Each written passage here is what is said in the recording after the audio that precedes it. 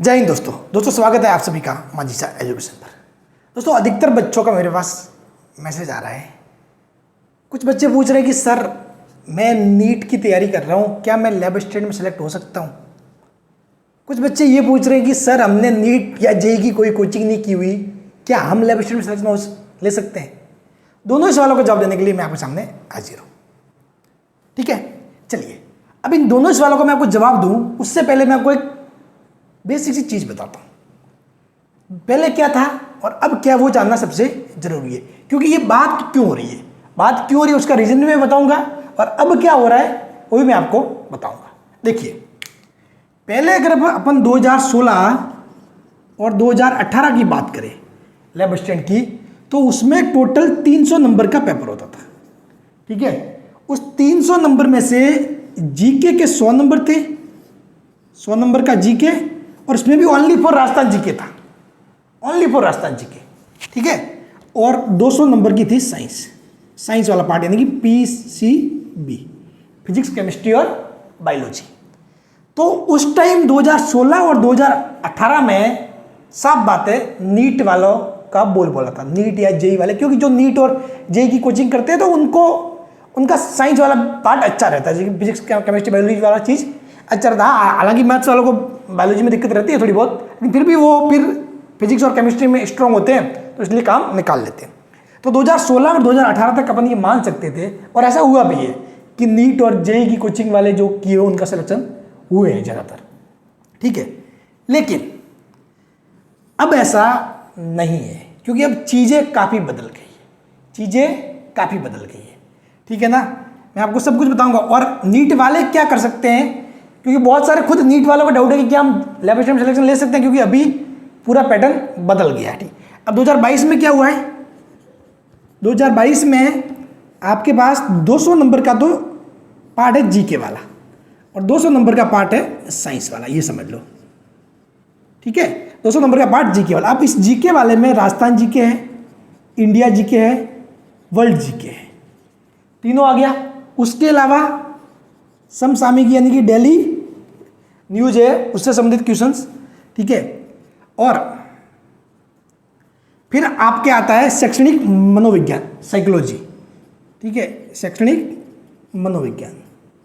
तो ये देखें तो अगर ये जो 200 मार्क्स है और ये जो साइंस वाले 200 मार्क्स है, तो साफ बात है अब नीट वालों के लिए ये 200 नंबर तो है उनके पास, लेकिन ये 200 नंबर उनके पास अभी नहीं है।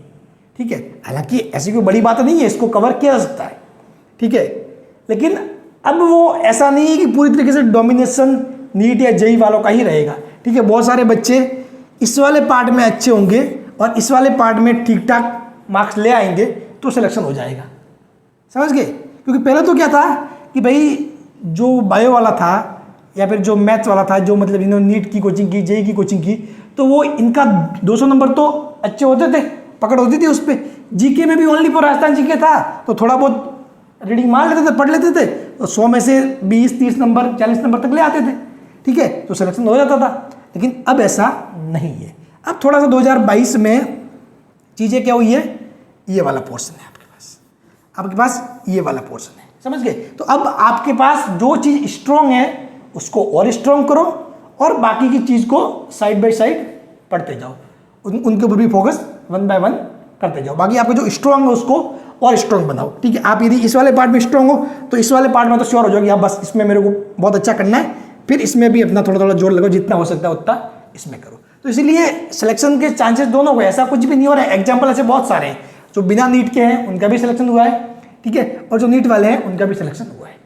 समझ गए, नीट वालों के जैसे कि आप सभी को पता है मोस्टली मई में एग्जाम है।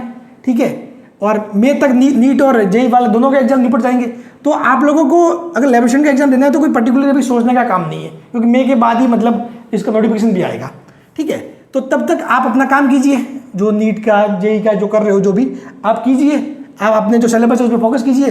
फिर जब जैसे ही ये चीज़ें खत्म हो जाए उसके बाद आप लैब असिस्टेंट में टूट पड़ना, फिर इस 200 नंबर पर फोकस करना। ये 200 नंबर है, इस पे आपको फोकस करना पड़ेगा। बाकी ये जो 200 मार्क्स है ये तो आपको पहले से है क्लियर। ठीक है, उसमें तो आपको पकड़ अच्छी है, इसको सिर्फ आपको रिवाइज ही करना पड़ेगा।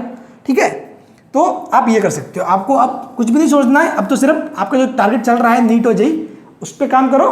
फिर जैसे ही वो खत्म हो उसके बाद इस पोर्शन पे आ जाना और इसको फिर साइड में रिवाइज करते रहना सिलेबस के अकॉर्डिंग।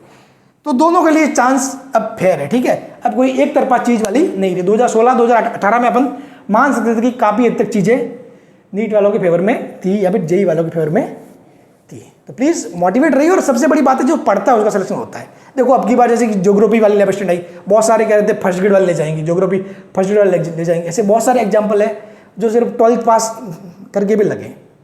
तो ऐसा कुछ नहीं, जो पढ़ता है उसका सिलेक्शन होता है, सीधी सी बात है, समझ गए ना। ऐसे तो अगर ये मान लो कि भाई आरएस की कितने लोग कोचिंग करते हैं, बहुत सारे करते हैं ना, तो जो सारे जो एग्जाम आते हैं, पटवारी का हुआ, ठीक है, ग्राम सेवक का हुआ, सारी सीट वो ले जाएंगे, बाकी तो उसकी सिलेक्शन होगा ही नहीं, समझ गए। तो ऐसा नहीं होता, ठीक है। जो पढ़ता है उसका सिलेक्शन होता है। और बस पॉजिटिव थॉट रखनी है, ऐसे नेगेटिव रहोगे तो कुछ नहीं होने वाला। प्लीज़ बी पॉजिटिव और तैयारी करते रहिए। Thank you so much.